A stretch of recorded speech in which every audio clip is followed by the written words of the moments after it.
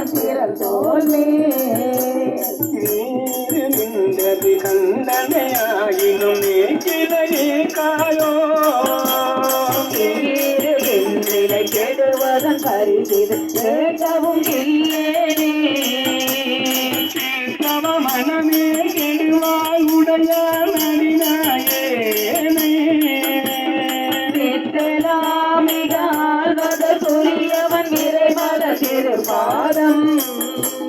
முத்தினாயினம் தனி பிரிந்திருந்தினி உள்ளதெல்லாம்